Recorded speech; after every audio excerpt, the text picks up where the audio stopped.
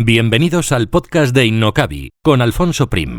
Aprenderemos, compartiremos vivencias sobre marketing online, emprendimiento, negocios, posicionamiento online y lanzamiento de proyectos empresariales, siempre contados desde la experiencia. Y antes de pasar al contenido principal de hoy, un mensaje del patrocinador de este episodio, Mailing.ya, una agencia especializada en email marketing para e-commerce que te ayudará a aumentar ventas y fidelizar clientes gracias al email marketing. Además, si te registras en su newsletter, recibirás ejemplos, casos prácticos y estrategias para mejorar las newsletters de tu tienda online. Mailing.ya.com para diseñar, gestionar y delegar el email marketing de tu e-commerce. En las notas de este programa encontrarás el link para poder acceder a su web y registrarte en su newsletter.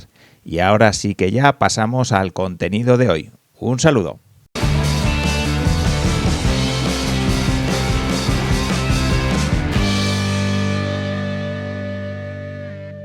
Hoy hablamos con Gabriela Herrevas, alta directiva con más de 25 años de experiencia que hoy mentoriza a líderes de empresas familiares, a quienes asesora en temas relativos a la gestión a nivel de estrategia y también a nivel de barro.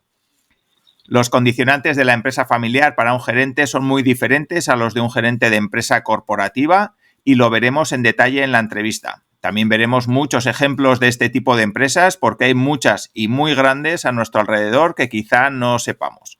Gabriela ya estuvo en el podcast en el episodio 123 hablando de negocios y por supuesto es un episodio que también te recomiendo escuchar.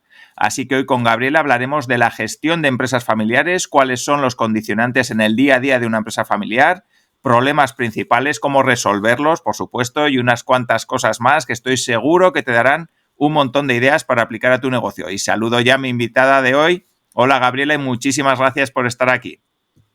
Hola Alfonso, ¿qué tal estás? Gracias a ti por invitarme. Pues muy bien, muy contento de tenerte aquí esta segunda vez para hablar de un tema que no hemos tocado en el podcast, que son las empresas familiares y con quién mejor que contigo para tratarlo.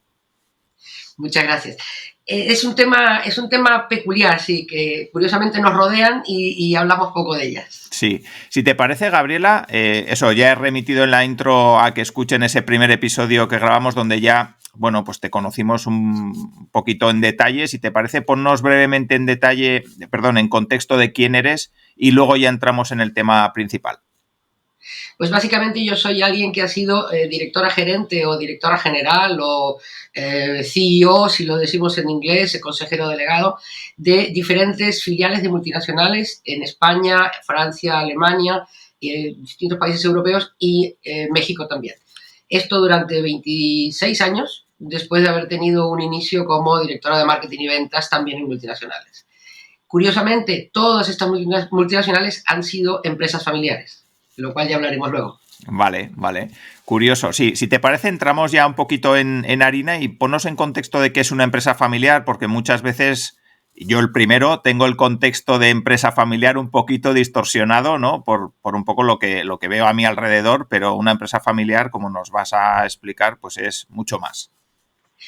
Una empresa familiar es sencillamente aquella donde una familia tiene las acciones que permiten dirigir la empresa. Es decir, una mayoría, que puede ser un 100%, o puede ser un 39% o un 40%, siempre y cuando el resto esté muy diluido. Y cuando digo un 39% puede ser incluso un 4%, pero si el resto está muy diluido, quiere decir que hay una familia que toma las decisiones de propiedad de la empresa. Es decir, esa familia actúa como propietario y eso sencillamente es una empresa familiar.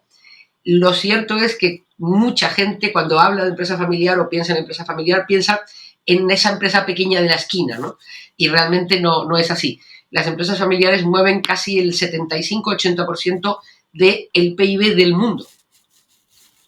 Sí, o sea que sí, es eso lo que te decía y lo que has dicho tú también, ¿no? Que pensamos en empresas pequeñitas, pero no sé, ponnos algún ejemplo de empresas gigantescas que son familiares para que también nos pongamos un poco en contexto, ¿no? Mira, te voy a dar, yo tengo unas notas aquí, por eso posiblemente las estoy mirando, notas por la facturación. Sí. Te voy a dar algunos nombres de los que nos dicen algo.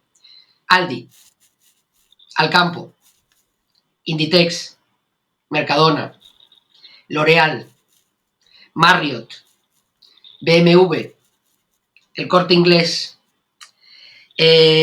Ford, el Laboratorio Roche. He dicho 10. Sí. Esas 10 empresas son familiares, todas. En el caso de Mercadona, que factura 28.000 millones de euros, es una única familia quien tiene el 100% de las acciones. Y en el caso, por ejemplo, de BMW o de la familia Mullier en Alcampo, tienen el 43 o 44%. Es decir, han entrado otro tipo de inversores a acompañarles, pero sin embargo, la familia sigue teniendo la mayoría de las acciones. Entonces, si pensamos en L'Oréal, seguramente no pensamos en la tienda de la esquina, ¿no? Sí. O si pensamos en BMW o en Alcampo, por ejemplo, ¿no? Sí. Todas son familiares. Sí, claro, y en esos rangos tan amplios de empresas, pues supongo que cada una tiene condicionantes diferentes. No sé si quieres empezar quizá por ver un poco qué diferencia este tipo de empresas respecto a lo que decía en la introducción de esas empresas más corporativas, ¿no? Que tenemos muchas veces en mente. Digamos, una empresa corporativa es aquella donde la propiedad no pertenece a una sola familia, así de sencillo. Y la empresa familiar es aquella donde, sea cual sea su tamaño, hay una familia que es la que decide. Entonces, eso cambia absolutamente toda la foto, Alfonso. Yo uso un cuadro que posiblemente me voy a permitir mostrar. Yo estoy como los políticos en campaña, ¿no? Sí. Lo que pone este cuadro, yo no sé si se ve. Sí. Y si no se ve, luego lo podemos avanzar, lo podemos pasar en nota o algo. Vale, sí, si te parece, Gabriela, lo que haré es insertar la imagen en el vídeo para que se vea en YouTube, pero vamos a describirlo también para las personas que nos están escuchando en el podcast. Perfecto. Entonces, imaginemos 3 círculos que se cruzan, técnicamente como si fuera un diagrama de Venn, y tenemos 3 círculos que se cruzan, como los olímpicos, pero son 3. Entonces, un círculo es la propiedad, otro círculo es la familia y otro círculo es la empresa. Si nosotros movemos esos 3 círculos para que se entrecrucen, tendremos propiedad que se entrecruza con familia, propiedad que se entrecruza con empresa y familia que se entrecruza con empresa. Es decir, ahí tenemos los 3 círculos cruzados, ¿no? Digamos, superpuestos. Curiosamente, hay distintos grados de superposición.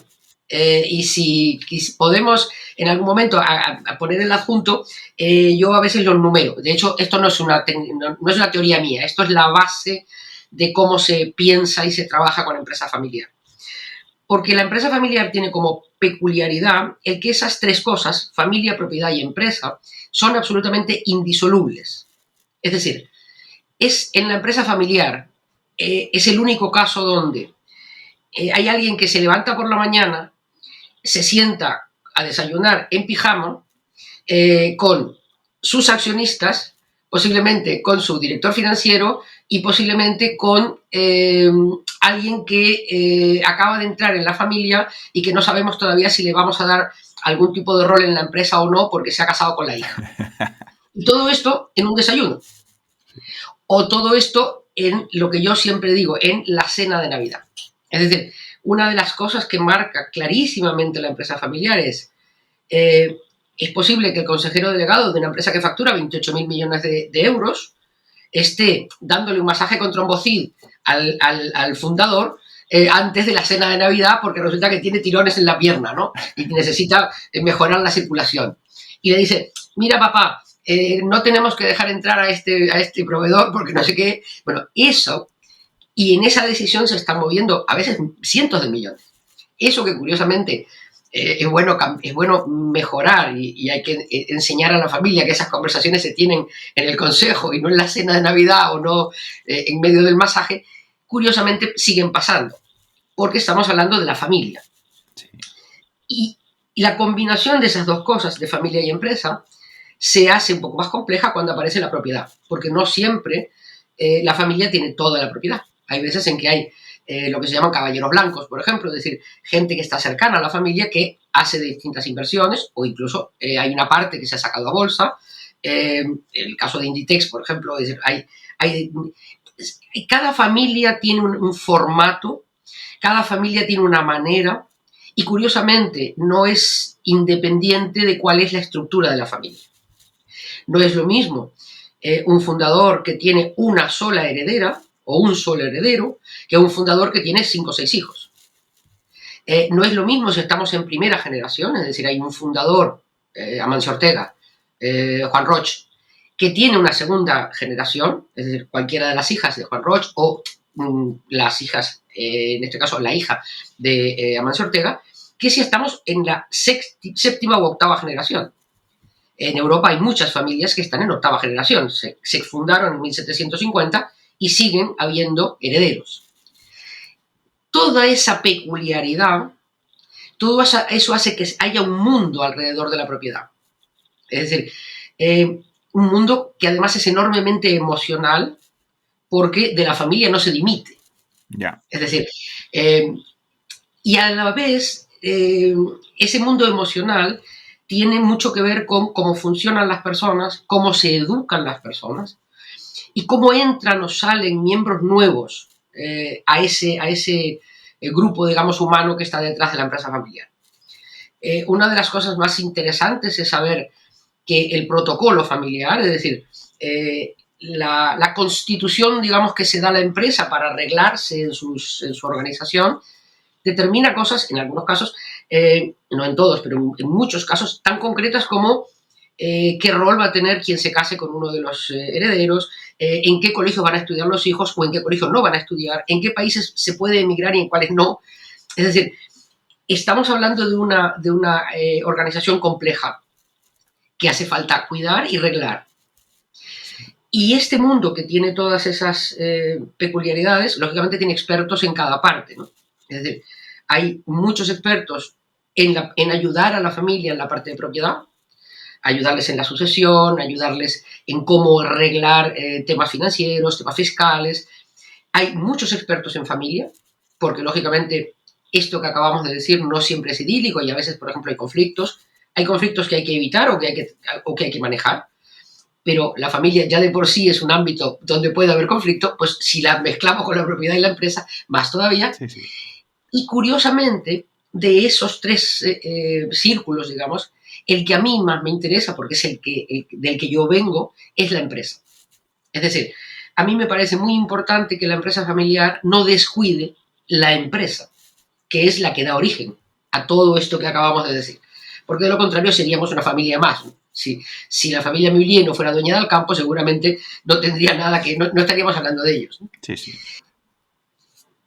Pero bueno, creo que hasta aquí te doy un poco la peculiaridad que para mí es enorme de cómo funciona la empresa familiar, ¿no? Vale. ¿En qué es especial? Conforme vas hablando, hay una serie que a mí me gustó mucho, que es una serie, creo que es de HBO, que es Sucesión. Creo que Succession, sí. Es muy buena y refleja un poco, ¿no?, todas esas luchas de poder internas y luego aparte la gestión de la propia empresa, ¿no? Vale. Curiosamente, hay veces en que no nos damos cuenta, pero Succession es una serie que trata específicamente de la empresa familiar y la sucesión, hasta el punto de que se llama así. A mí no me gustó en cuanto que me pareció poco real, con lo cual vi un par de capítulos y dije, uy, no, esto no se parece en nada, esto está demasiado dramatizado. Pero la empresa familiar está en muchos sitios, ¿no? Ayer estaba pensando posibles películas, por ejemplo, que hablen de empresa familiar y me acordé de una película clásica, que hace falta tener muchas canas para acordarse, que se llama Tienes un email, de Meg Ryan. Sí. Y Tom Hanks, cuando era jovencito. Y bueno, pues curiosamente, Tom Hanks es el sucesor del dueño de una cadena de librerías. Sí. Y está el que él hereda, el cómo lleva, la diferencia de gestión, cómo el padre se casa por segunda vez, cómo el hijo está en relación con la madre. Es decir, curiosamente, en una película romántica, clásica, que habla de amor y de felicidad, el eje son dos empresas familiares, porque ella, Meg Ryan, también es la segunda generación de una papelería pequeña, ¿no? Entonces, la empresa familiar está en todos lados y no nos damos cuenta. Sí. Cuéntanos un poquito, bueno, al principio ya nos has dicho tú cuando has puesto un poquito en contexto de quién eres y también yo en la introducción y también lo vimos en la entrevista pasada, un poco tu experiencia profesional viene de empresas familiares. Pero, ¿qué te atrae además de este mundo? Porque yo entiendo que por lo que estás comentando, las empresas familiares tienen una complejidad añadida a una empresa corporativa, quizás. No sé, cuéntanos un poquito qué es lo que te atrae de este mundo y por qué la empresa familiar. A mí me atrae algo muy peculiar y es el compromiso. Te soy sincera que hay algo en la empresa familiar que se parece, esto que voy a decir, deberían sonar violines, ¿no? Pero hay algo en la empresa familiar que a mí me suena a verdad. Es decir, hay algo que pasa en la creación de valor, en eso que se dice la creación de valor, el gran ejecutivo, ese ejecutivo agresivo que todo el mundo tiene en la cabeza cuando piensas en Wall Street y todas esas cosas. Curiosamente, yo en la empresa familiar no lo veo, no lo sitúo, no lo imagino. No porque no haya gente ambiciosa, que seguramente lo hay, no porque haya gente embalbadísima, que seguramente las hay.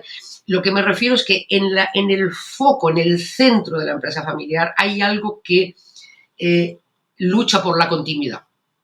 La empresa familiar, por definición, es un proyecto a largo plazo. Es un proyecto tan a largo plazo que es generacional. Es decir, ya no solamente es que tiene que durar porque tenemos un bonus al final del año, que tiene que durar porque hacemos una carrera adentro, es que tiene que durar porque detrás vienen mis hijos y detrás vendrán mis nietos y detrás vendrán... Y yo he trabajado en una empresa familiar en Alemania fundada en 1750 y en este momento hay 990 herederos. Estamos hablando de que hay que pensar que cualquiera que piense en un árbol genealógico, el árbol genealógico se va ampliando y, lógicamente, abajo, cuanto más abajo, más gente hay, ¿no? El éxito de la empresa familiar es que haya 990 herederos. Quiere decir, hemos podido mantener el proyecto vivo, hemos podido mantener a esos accionistas que son familiares, que forman parte de la familia, muchos de ellos llevan el apellido. Es que no somos conscientes de lo que significa para una empresa que lo que haya a la entrada de la fábrica sea el apellido. Es inimaginable lo que significa eso como desde el punto de vista emocional, ¿no? Es inimaginable el que tú detectes las generaciones porque se mantiene, por ejemplo, el apellido de hijos a nietos.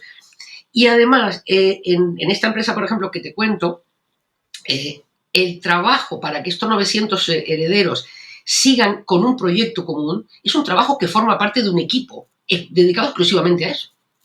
A invitarlos a un viaje cada 2 años, a que sigan interesados en la empresa, porque de la empresa familiar no se puede dimitir. Es decir, tú no dejas de ser el bisnieto o el tataranieto de alguien por voluntad propia. Sí. Entonces, a mí lo que me pasan varias cosas. Por un lado, me conmueve, me llama la atención en el sentido de me parece que es algo que deberíamos cuidar mucho más como país. Los países deberíamos ser muy protectores, muy cuidadosos con esas empresas, porque esas empresas están atadas al territorio. Es decir, es inimaginable que una empresa familiar de 1750 alemana pase a manos de un conglomerado chino. Es muy difícil. Es decir, son empresas que hacen país allí donde están. Sí. Entonces, están atadas al territorio, están imbricadas en una cantidad de partes económicas con otras empresas familiares, porque no nos damos cuenta hasta qué punto la combinación de proveedores hace que se crean auténticas redes que son enormemente fuertes. Es mucho más fácil que haya un compromiso a largo plazo entre estos jugadores, entre estos players que dicen los que hablan medio en inglés, que cuando esto mismo está pasando en empleados de multinacionales que son inevitablemente más impersonales. Uh-huh. Y además yo me embalbo, así que me tienes que tener cuidado, me tienes que mandar callar. Sí, no. Al hilo de esto se me ocurre un comentario y 2 preguntas más. El comentario, ya lo digo yo, no hace falta que tú te mojes, es que en España se protege poco según hoy en día, a día de hoy, cuando estamos grabando este podcast a febrero de 2023, creo que se protege muy poco a las empresas, familiares o no, y creo que a las familiares en concreto se les está dando una caña que ¿me permites? Yo pido mi derecho a mojarme. Es inconcebible que desde las más altas instancias del Estado, y en este caso del gobierno, y voy a mojarme totalmente, yo no concibo a un ministro de la Nación hablar más o menos despectivamente de un empresario que genera un número incalculable de puestos de trabajo. Es decir, que el primer empleador nacional o que el primer cotizante a la seguridad social, por ejemplo, que es ese tipo de empresa. Es decir, si sumamos Mercadona, Inditex, estamos hablando del 70% o el 80% de la contribución a la seguridad social, por ejemplo, o de la creación de empleo. Forma parte de una manera de ignorancia económica, ignorancia de cómo funciona realmente un país, el que se ataque a estos empresarios desde las más altas instancias del gobierno. Eso es lo que hace que hay países que tienen más o menos éxito en el mundo y no ese es el camino. En Alemania las empresas familiares están enormemente cuidadas, lo están en Japón, lo están en Estados Unidos. Es decir, tiene algo que ver con la cultura nacional. Tenemos que hacer entre todos el trabajo de decir que el empresario, por ser empresario, no es ni mejor ni peor. Esta especie de demonización del capital tiene que ver con teorías económicas del siglo XIX que ya deberían estar muy revisadas. Sí. Totalmente de acuerdo, totalmente de acuerdo. Sí que quería, al hilo de lo que has comentado antes, quería hacer dos preguntas. La primera es el tema de las generaciones, lo que dices, ¿no? Que haya 900 personas que sean herederos directos o más o menos eso. Sí, herederos eso, herederos directos quiere decir que durante varias generaciones, desde que se fundó la empresa hasta la actualidad, pues ha habido varias generaciones ahí que han hecho las cosas muy bien, ¿no? No sé si hay una media de cuánto suelen durar las empresas familiares, porque a mí me da que eso no es muy habitual. La continuidad de las empresas familiares es uno de los grandes retos. Yo ayer vi unas cifras que te confieso que soy incapaz de recordar ahora mismo, de cuál es el porcentaje de empresas familiares. Puedo mirarlo. Si me das un segundo, bueno, voy a intentar... No te preocupes, ¿eh? Yo es un poco más vale. tu perspectiva. Un poco, pues eso, si es difícil, yo que sé, que para la tercera generación, pues por ejemplo, la empresa esté ya pues en manos externas, digamos, a la familia, o si es complicado todo eso. También dependerá del número de hijos. Y también la otra pregunta que te iba a hacer es el tema del ego, que supongo que es muy importante en este tipo de empresas, ¿no? El ego. Yo te soy sincera, creo que el ego es más importante en la vida corporativa no familiar que en la familiar. Sí. Es decir, sí. Yo he visto más ego en aquellos que no están en la empresa familiar que en los que están en la empresa familiar. Pero, en fin, entiendo la pregunta porque tiene mucho que ver con lo que pasa en el poder, ¿no? Entonces, por partes. El sucesor y los herederos, es decir, y volvemos a los tres triángulos, ¿no?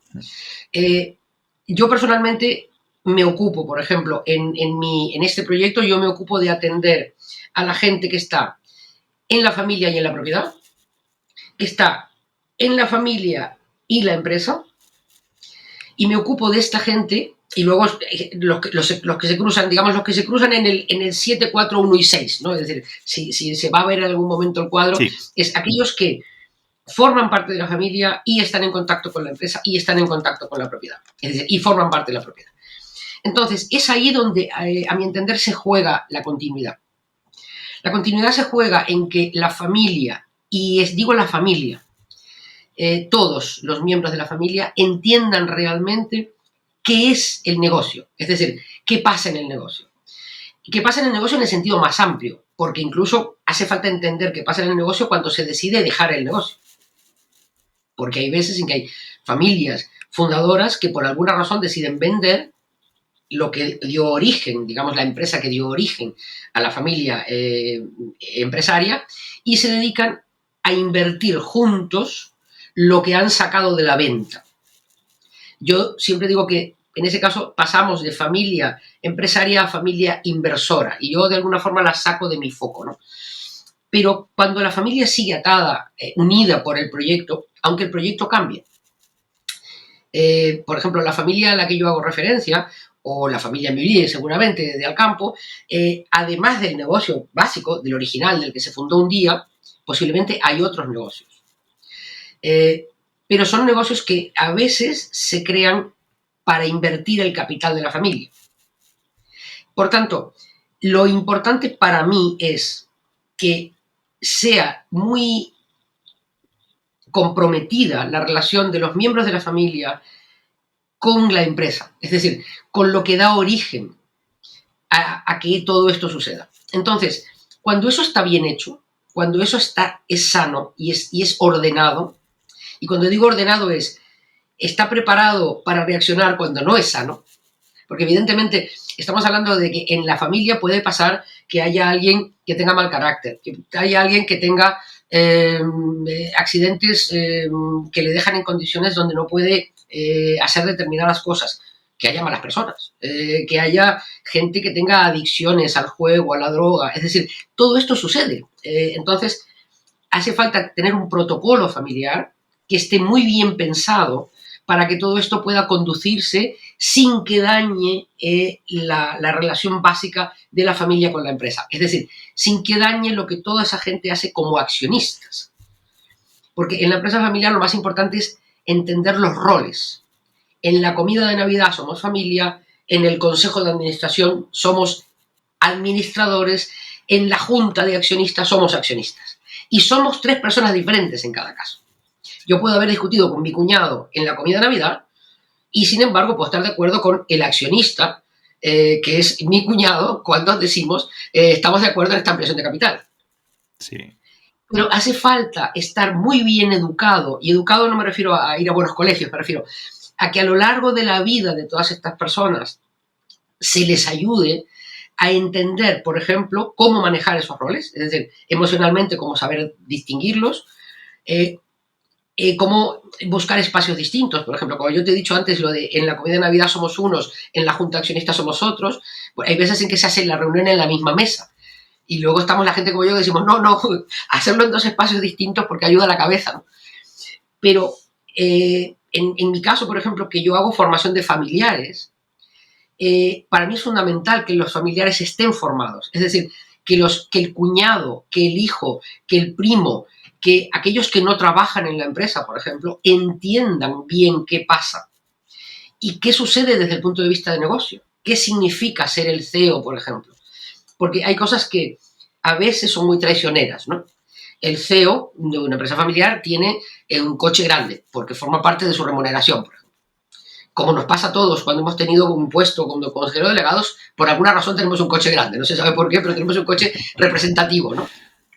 Y además hay 2 o 3 marcas, no hay más. Todos tenemos esas marcas, ¿no? Claro, hace falta que toda la familia entienda que eso forma parte de la remuneración, que eso forma parte de la imagen. No que ese señor gana tanto dinero que se compra un coche grande, porque si no todos dicen yo quiero que se reparta dividendos porque yo quiero un coche igual que mi cuñado. Si él puede, porque yo no. Mira, él puede porque primero es accionista igual que tú, pero además es empleado igual que posiblemente tú, pero que tú eres el director financiero y él es el CEO, es decir, es algo diferente. Que todo eso esté bien trabajado, que todo eso esté bien entendido, que todos esos familiares, por ejemplo, entiendan el negocio, y cuando digo entiendan el negocio es entiendan por qué estamos en este negocio, quién es la competencia, cómo se lee un balance. Parece mentira, pero hace falta darles herramientas, muchas herramientas, para velar por la continuidad. Porque si no tienen las herramientas pueden pasar cosas, como tú decías, el ego, y curiosamente en la empresa familiar yo he visto más la envidia que el ego. Es por qué él sí y yo no.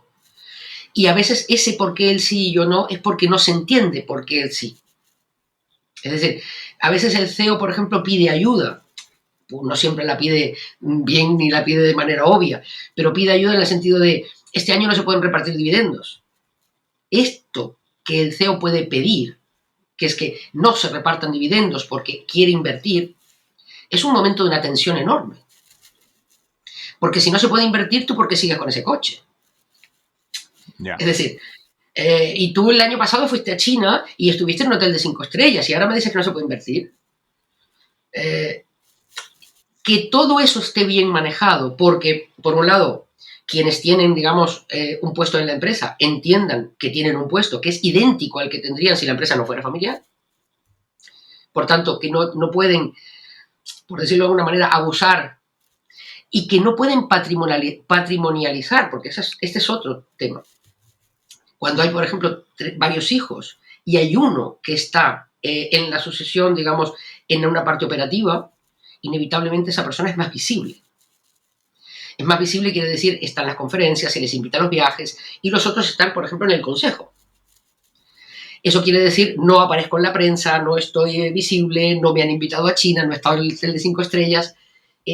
Manejar todo eso adecuadamente forma parte no solamente de un trabajo, digamos, psicológico, forma parte de entender el negocio, de entender quiénes son las piezas, cuáles son las piezas, cuál es la función de cada uno, cuál es la diferencia entre ser consejero, ser propietario, qué es lo que hace el CEO, es una cosa que es como un misterio. Por eso yo decido, cuando me enfoco en este proyecto, yo quiero acompañar al CEO, es decir, quiero acompañar al único que habitualmente está en el cruce de todos los círculos, de los 3 círculos. Suele ser propietario, suele ser de la familia, o en mi caso tiene que ser exclusivamente de la familia, y está al frente de la empresa. Porque creo que es el CEO, ese CEO es el que tiene como más presión, ¿no? Creo que es el que está como tironeado de más sitios, ¿no? Porque en el fondo, el que todos estos roles se jueguen con cordialidad, con serenidad, con madurez y con conocimiento de causa, es decir, sabiendo por qué cedo y por qué aquí exijo, es lo que ayuda a la continuidad. Sí. Que es el gran reto de la empresa familiar. La continuidad es el gran reto. Sí, yo por lo que cuentas lo veo complicado, ¿no? Sobre todo a la hora de elegir diferentes roles dentro de lo que es la empresa. Si es una familia que tiene diferentes hijos, ¿por qué él es el CEO y yo no?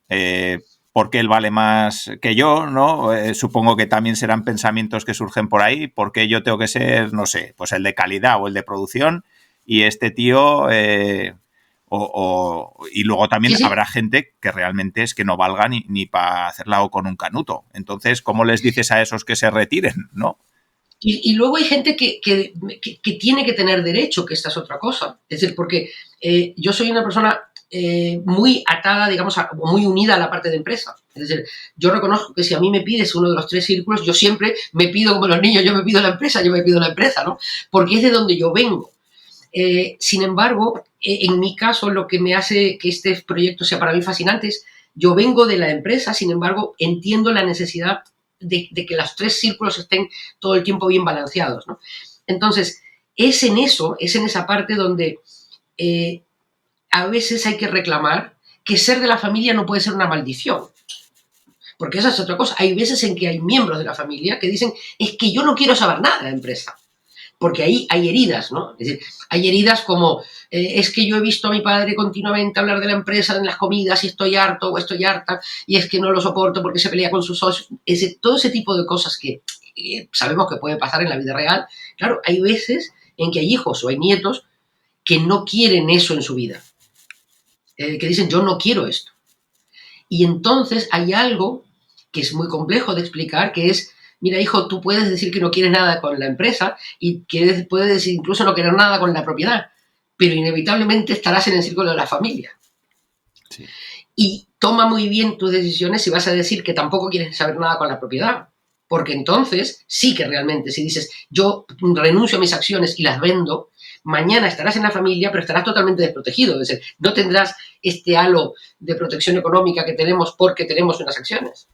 Entonces, acompañar a todos los familiares, formar a todos los familiares. Hace muy poco yo hablaba con alguien que me decía, las dos nietas, del fundador no quieren saber nada de la empresa. Yo decía, sí, pero habrá que enseñarles, habrá que acompañarlas a que entiendan que no pueden dimitir de su apellido. Es decir, que es muy complicado. Es decir, si tú te llamas Laserre, de apellido Laserre, y firmas Laserre, pues será muy difícil que alguien tenga un abrigo y no piense en ti. Es que lo llevas en el apellido. Sí. Entonces, la empresa familiar tiene una serie de complejidades que en el fondo tienen una gran solución y que también es un gran castigo, y es, todo esto sucede en el tiempo. Es decir, estamos hablando de que formamos a alguien en la empresa familiar prácticamente desde que nace. Es decir, desde que nace forma parte. Desde que nace, porque si la empresa está mínimamente estructurada, desde que nace hay un protocolo que dice qué va a pasar. Es decir, hay familias que hay... El protocolo familiar, que yo ya he nombrado un par de veces, es como una constitución, digamos, que la familia se da para prever determinadas cosas, todo aquello que pueda ser previsible, ¿no? Es decir, como por ejemplo, las acciones no se pueden vender, si alguien quiere vender las acciones las tiene que poner a disposición y siempre se calculará el precio así, así, así, para evitar el conflicto. Por ejemplo, en los matrimonios, en la empresa familiar son una de las cosas más estupendas, ¿no? Es decir, y hay además 3 tipos de empresas que tienen mucho que ver con el ADN de cada empresa, con el ADN emocional de cada empresa. Es decir, hay empresas que dicen, el marido de mi hija será siempre mi yerno y por tanto será parte de la familia y entrará y formará parte igual que uno de los hijos. Hay otros que dicen, el marido de mi hija será alguien mientras esté casado con mi hija y el día que no esté casado con mi hija a ver cómo sale ordenadamente. Eso. Y hay otros que dicen, el marido de mi hija es un señor. ¿Qué va por ahí? Yo qué sé, no tengo ni idea. Un conocido que encontramos en la calle. Que se casó con mi hija, pero no sabemos. Pero hasta en eso, digamos, todo eso forma parte de la empresa familiar. Entonces, si la empresa está bien estructurada y eso forma parte de la base de la continuidad, es decir, para que una familia empresaria tenga más fácil la continuidad, tiene que haber un buen protocolo, pero el protocolo, como todas las constituciones, tiene que ser bien entendido por los miembros. Es decir, si tú tienes una constitución y entiendes que luego te la saltas, bueno, pues entonces eres un país democráticamente débil.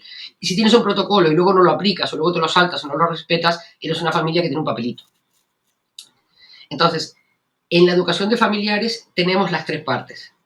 Educarles en qué significa el protocolo, educarles en qué significa ser propietario y educarles en qué significa la empresa, que es de lo que me ocupo yo. Vale, pues muy, muy interesante. Sí que hay otra palabra por ahí que te he escuchado comentar, que es la ventilación de emociones. No sé si tiene algo que ver con esta parte que hemos comentado o nos quieres ampliar un poquito ese punto que me parece interesante. Mira, yo hablo de ventilación de emociones siempre, desde que yo me di cuenta de lo importante que era para mí, por ejemplo, el entender emocionalmente qué me estaba pasando y que era importante para mí entender emocionalmente qué pasaba en mi entorno. Cosa que cuando uno empieza a dirigir personas, o te das cuenta de eso o creo que estás abocado a un fracaso muy grande, ¿no? Entonces, cuando te das cuenta que los seres humanos somos 98% agua y 99% emociones, entonces dices, mira, esta más o menos es la composición, ¿no? Esto del cuerpo humano y esto del alma humana. Entonces, la emoción es algo que... Las emociones en general. Cuando decimos emociones, la gente piensa en la telenovela de la tarde, ¿no? Y no, la emoción es el miedo, la emoción es la ira, la emoción es la envidia, la emoción es el ego, cómo se mueve el ego. La emoción, una forma de emoción, curiosamente también, no es exactamente una emoción, pero es una habilidad que viene de manejo de emociones, es la paciencia. Es decir, la mitad de las habilidades blandas se basan en manejo de emociones, ¿no? Es decir, el que tú seas capaz de ser empático se basa en la capacidad que tengas de entender tus propias emociones y las del otro. Y no solo entenderlas, sino entenderlas, manejarlas, integrarlas, evitarlas, si ves que la cosa viene fuerte, mejor apartar. Es decir, entonces, uno de los grandes encapsulamientos que generan dolor y que por tanto generan frustración y que por tanto generan ceguera y que por tanto generan ruindades y dudas de las feas, es cuando todo eso está como encapsulado, ¿no? Es decir, por eso he dicho, el encapsulamiento de todo eso es como un cóctel molotov, es decir, es como meter mucha pólvora en una cosa que luego vas a batir y la vas a pretender que se quede ahí encerrada, ¿no? Entonces, el que las emociones puedan ventilarse, que es una expresión que usan los técnicos, que yo tomo prestada, ¿no? El que se pueda hablar de las emociones. Es decir, esa es una de las cosas que yo trabajo mucho con quien es mi cliente. Es decir, el darle un espacio donde pueda hablar conmigo de aquello que le está pasando por el alma, no solamente por la cuenta de resultados, sino solamente por la mesa de despacho, le está pasando por el alma. Y el alma es una cosa que no sabemos lo que es hasta que todos nos damos cuenta que sabemos perfectamente a qué me refiero cuando digo el alma, ¿no?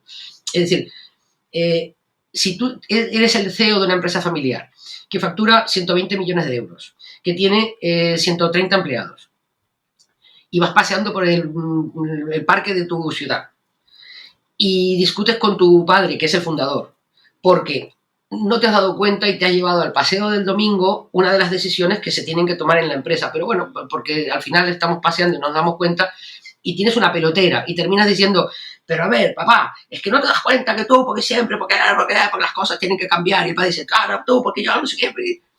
En ese momento, el que alguien pueda coger el teléfono cuando se termina eso y decir, Gabriela, he metido la pata, me acabo de tener un cabreo con mi padre, que a ver cómo lo arreglo, porque sí, y darle la posibilidad de que suelte todo eso, que es lo que puede hacer uno de mis clientes, por ejemplo, que es llamarme el domingo por la tarde, que le pase esto, tiene que pagar mucho por esto, pero puede hacerlo. Esa posibilidad, digamos, hace que cuando eso sale, lo que se decide es, uff, qué tranquilo me he quedado. Uf, es que ahora que te lo cuento, la verdad es que tampoco es tan importante, pero por Dios, cómo me puse. Uf, ahora que lo cuento me doy cuenta de la gravedad que tiene esto. Y sin embargo, en la discusión no me di cuenta. Es decir, la ventilación de emociones no es ni más ni menos que igual que la ventilación de una habitación. Si tú estás griposo en casa, con la habitación, la ventana cerrada, las mantas echadas, y no haces más que sudar, aquello te parece una cosa horrible.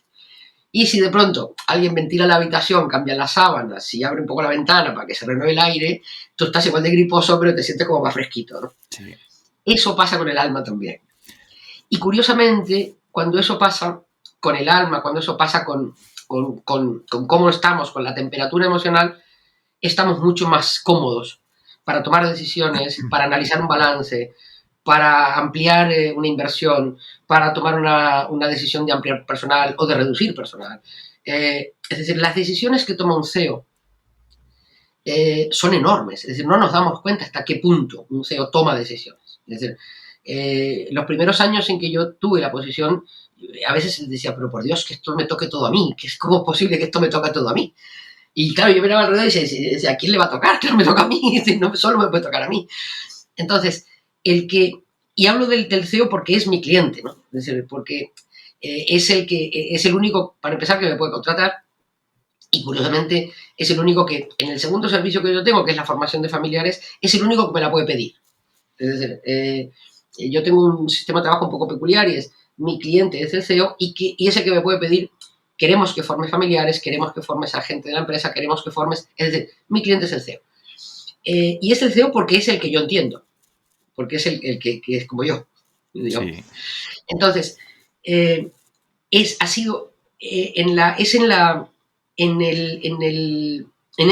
ser único que tiene el CEO, que somos únicos, es decir, estás ahí arriba y no hay nadie como tú, no hay otro igual.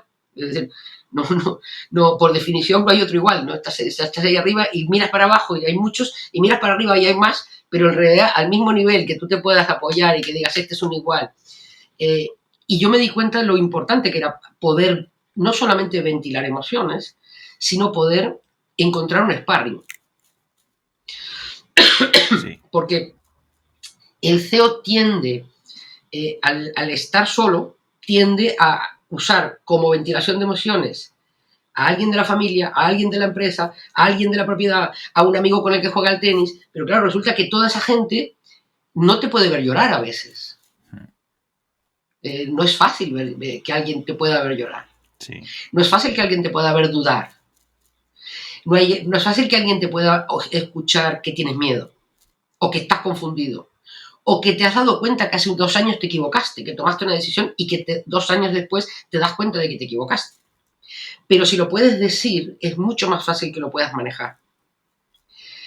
Y en ese estar solo, el CEO a veces busca dentro de lo que tiene. Es decir, busca en la empresa, busca alrededor, busca en la familia, busca amigos, y ninguno de esas personas están allí para el CEO, porque no es su función.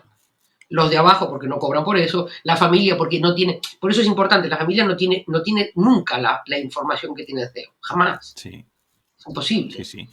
Entonces, perdón. No, sigue, perdona. No, lo que decía es que la combinación de la ventilación de emociones en todos los miembros de la familia con el manejo y la ventilación de emociones del CEO y su su encontrar un sitio donde crear un espacio de confianza, donde no se le juzga, no hay nadie. Cuando yo escucho a un CEO, no soy ni de la empresa, ni de la propiedad, ni de la familia. Y además siempre le digo, tú tienes una ventaja, es que yo no te quiero nada.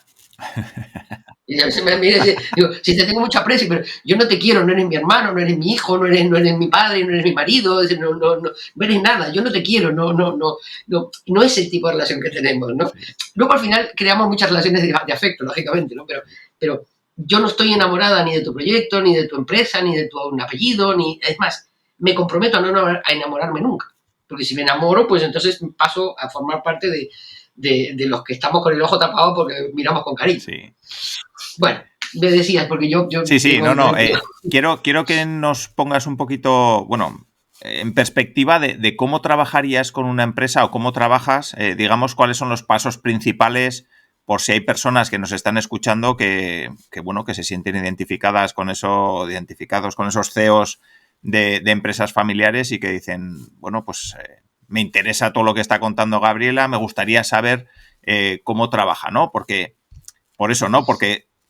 con todo el contexto que nos has puesto, aparte yo veo que los CEOs también pueden tener esa responsabilidad sobre sus espaldas de, joder, mi abuelo fundó la empresa, mi padre la ha mantenido y ahora voy a llegar yo y la voy a hundir, ¿no? Eso yo creo que les pesa mucho. Y luego me parece muy importante también la parte que dices de separar un poquito o un muchito lo que es la empresa de lo que es la vida familiar, ¿no? Y la vida personal. Que eso también me gustaría que nos des algunos consejos y algunas pinceladas que nos puedan ayudar a los que somos pequeñitos con empresas familiares y a los que son muy grandecitos, ¿no? También con empresas familiares. Entonces, si te parece, cuéntanos esas dos cosas. Algunos consejos para separar vida profesional y vida familiar y luego cómo trabajas tú. Yo trabajo de una manera bastante sencilla. Es decir, para empezar, yo trabajo con un CEO que sea familiar, es decir, si hay una empresa familiar que tiene un CEO que es externo, yo no trabajo con esa persona porque entiendo que no forma parte del ámbito en el que yo me siento cómoda. Yo trabajo con un CEO que forme parte de la familia, por tanto. Y la manera de trabajar es relativamente sencilla. Hacemos una primera reunión donde hacemos un diagnóstico, una reunión que dura 4 horas por la mañana, 4 horas por la tarde, es decir, o 2 tardes, es decir, en total una jornada completa dedicada a que yo entienda bien lo que esta persona quiere que trabajemos, qué es lo que trae, digamos, al ámbito de trabajo. Normalmente lo que hacemos es entender la empresa, entender el sector. Hay mucha gente que se sorprende porque dice, pero tú tendrás que saber del sector. Digo, pues mira, no. Es decir, igual que los médicos tratan pacientes, si son altos o bajos, o gordos o delgados, pues a mí me pasa un poco lo mismo. Es decir, no necesito ser experta del sector. Hombre, hay sectores muy específicos, pero yo sospecho que ninguna empresa de aeronáutica espacial tenga un CEO familiar que me vaya a llamar a mí esta tarde. Pero quitando los sectores muy ultra específicos, en general, bueno, yo tengo una experiencia bastante multisectorial, con lo cual no me es difícil ponerme con cierta facilidad en entender de qué estamos hablando. Entonces, en esa primera jornada, lo que hacemos de alguna manera es que yo entienda el proyecto, que yo entienda la empresa, que yo conozca los datos básicos de la cuenta de resultados, del balance. Es todo muy conversacional, es decir, no es un examen ni nada que se le parezca. Es decir, es una jornada donde nos ponemos, digamos, en contacto y de alguna forma fijamos el trabajo de los primeros 6 meses, ¿no? Es decir, porque lo cierto es que en mi caso yo hago una contratación de 6 meses en 6 meses. Curiosamente es primero 6 meses, segundo 6 meses, y si vamos a ir al tercer 6 meses, entonces ya pasamos a otra cosa y ya decimos, bueno, ahora ya vamos a trabajar de manera continua porque hay gente que dice, hombre, yo prefiero pagarte a ti todos los meses el equivalente a una iguala y que siempre estés ahí y no saber que esto va a durar 6 meses, ¿no? Sino yo quiero que estés ahí siempre y que dure mucho, ¿no? Entonces, pero para eso hace falta pasar por los primeros 6 meses y los segundos 6 meses, por lo menos en mi experiencia.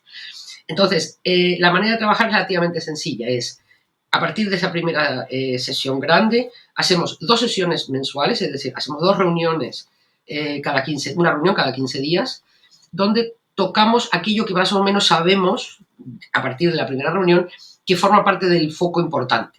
Hay empresas que están cambiando, están comprando una filial o están abriendo una, por ejemplo, oficina en otra ciudad o están poniendo un ERP nuevo o están sacando un producto nuevo.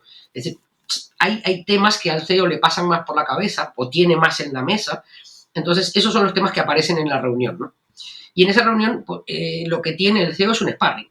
Es decir, al final es el, mira, Gabriela, ayer cuando hablábamos de producto, resulta que yo tengo ahora la idea de que tenemos que salir en este tramo de precio y la gente de marketing me está sugiriendo que salgamos en este otro tramo de precio. Y es lo que me está costando decidir. Entonces, lo importante ahí es, yo no voy a entrar en la parte operativa. Es decir, yo no voy a tomar la decisión como si fuera un asesor. Yo lo que voy a hacer es hacerle el trabajo de sparring. De decirle, a ver, ¿por qué no quieres? ¿Qué es lo que ves tú distinto al de marketing? Y lo que sí puedo es decir, yo tuve una situación parecida hace 5 años, hace 10 años, en este contexto, donde lo resolvimos así, así, así, así. Luego puedo decirle, ¿has pensado en que lo puedes hacer de esta manera? ¿Has pensado que puedes poner el precio que dice el de marketing, pero tú aportar el que lo puedas vender como oferta? Es decir, lo que yo voy a hacer siempre es el sparring. Y a mí me ha costado un tiempo entender y asumir que no voy a tomar la decisión.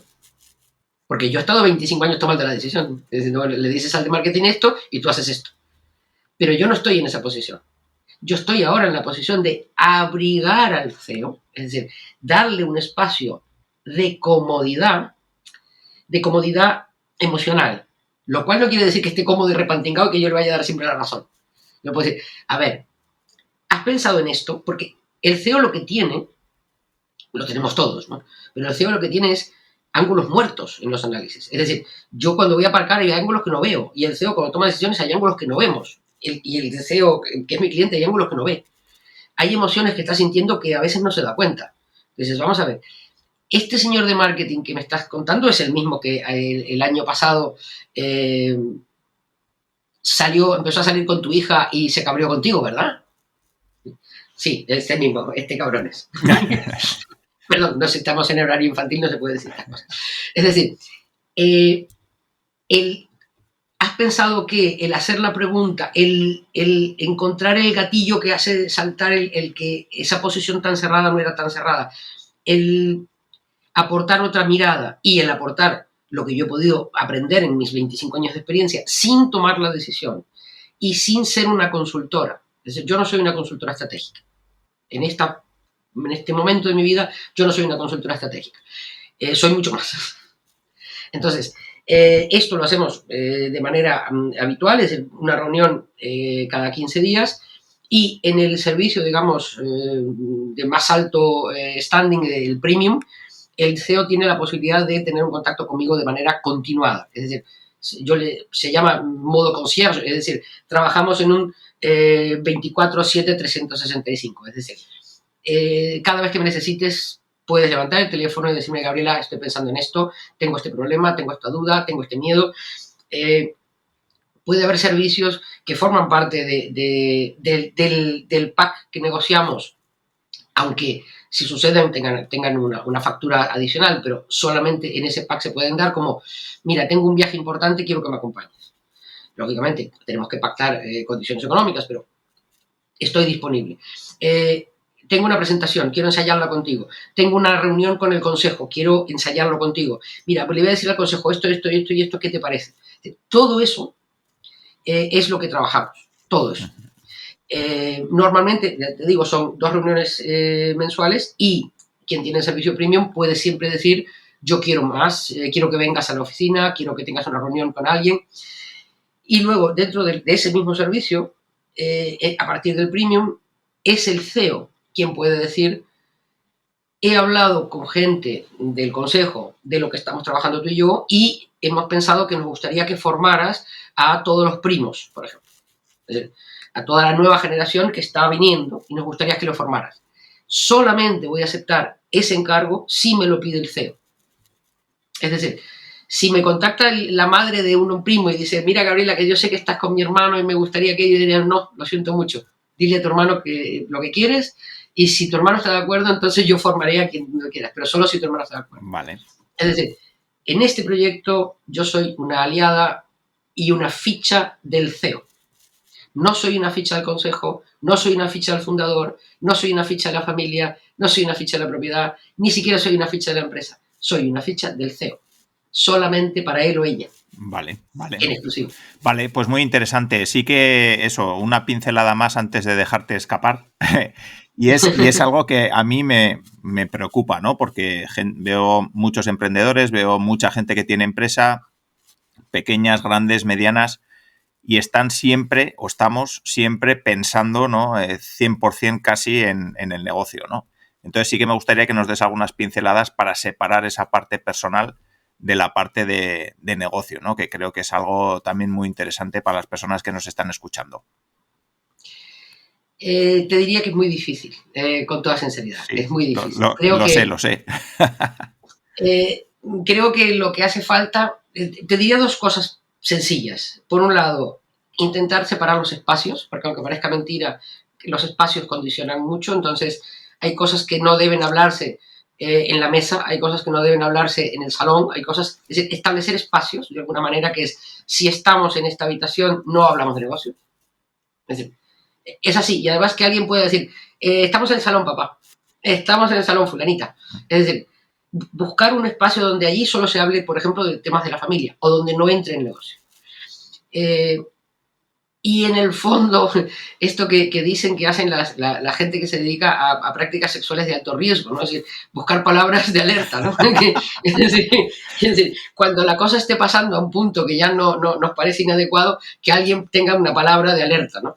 Entonces, eso creo que es bueno en todas las relaciones, de todas maneras. Es decir, la palabra de alerta es algo que yo aconsejo en cualquier relación de cualquier tipo, pero en las relaciones familiares creo que aplican de manera perfecta. Es decir, primero el espacio, es decir, este es un espacio libre de negocio, como libre de humo, aquí no hay negocio. Y la palabra de alerta es vaso, porque lo tengo aquí. Nos ponemos de acuerdo. Cada vez que estemos a punto de saltar porque estamos hartos de lo que se está hablando, digamos vaso.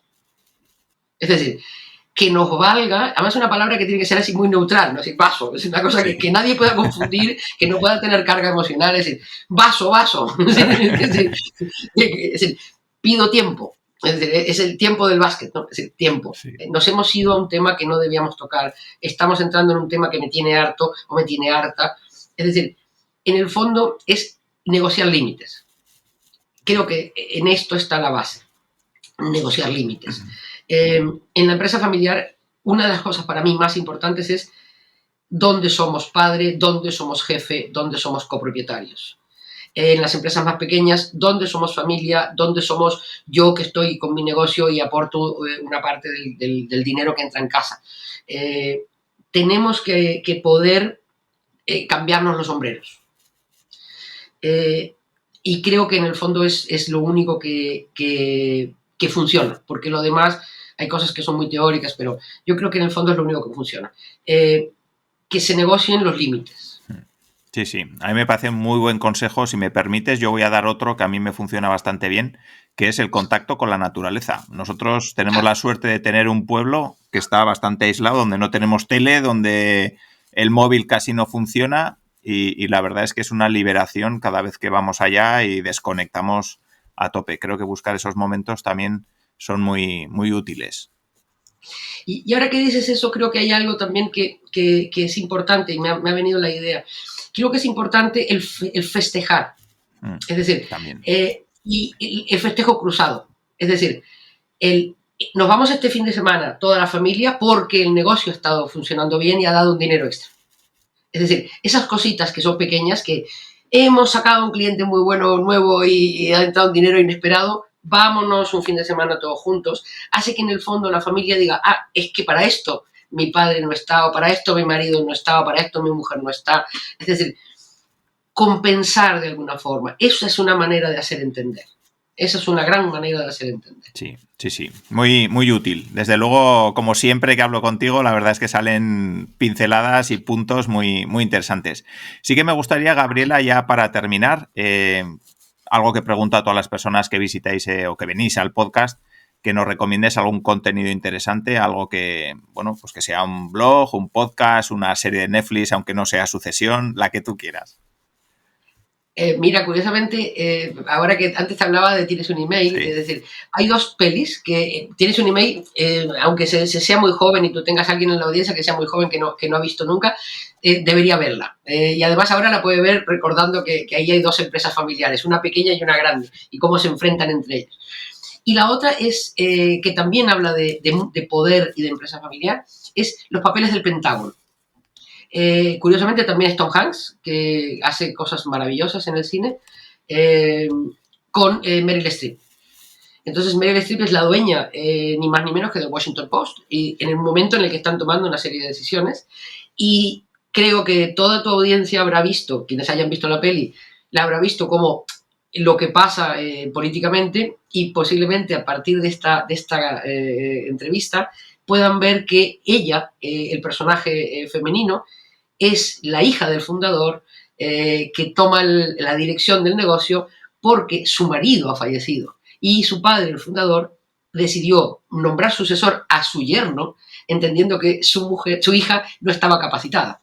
Y la dificultad que tiene ella de tomar el poder frente a los stakeholders, es decir, frente al resto, siendo una mujer de alta familia, señora de su casa, cómo se explica con sus hijas. Es decir, ahí hay toda una historia de empresa familiar que no se ve hasta que se mira.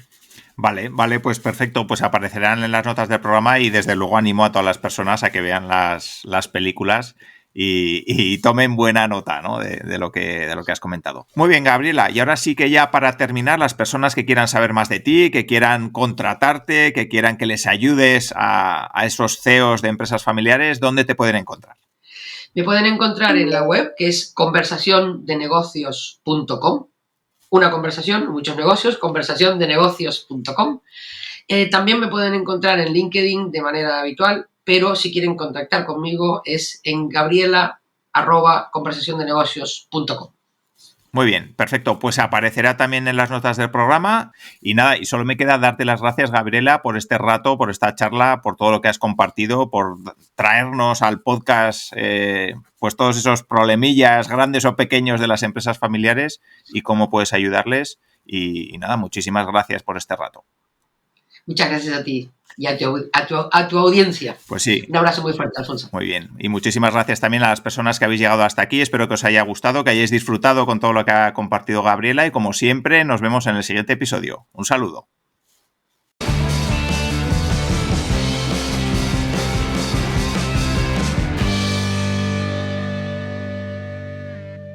Muchas gracias por haber llegado hasta aquí. Espero que este episodio te haya gustado y sobre todo que te aporte herramientas, estrategias y casos prácticos para poder aplicar a tu negocio o a tu idea de negocio. Recuerda que puedes suscribirte al podcast de Innocabi en la plataforma donde lo estés escuchando, que puedes verlo también en YouTube y suscribirte al canal de Innocabi en YouTube y suscribirte a nuestra newsletter para estar al tanto de todo lo que publico. También agradezco mucho si me dejas una valoración positiva, porque ya sabes que eso me ayuda a posicionar mejor el podcast y a conseguir que llegue a más personas. Recuerda que en innocabi.com tienes más información, contenidos, cursos y asesoramiento para lanzar tu negocio, formación en Lean Startup y en marketing online para ayudarte a convertir tu idea en un negocio real. Muchas gracias por todo y nos vemos en el siguiente episodio. Un saludo. Si quieres avanzar con tu startup, empresa o proyecto emprendedor, en Innocabi encontrarás la información que te ayudará a conseguirlo. www.innocabi.com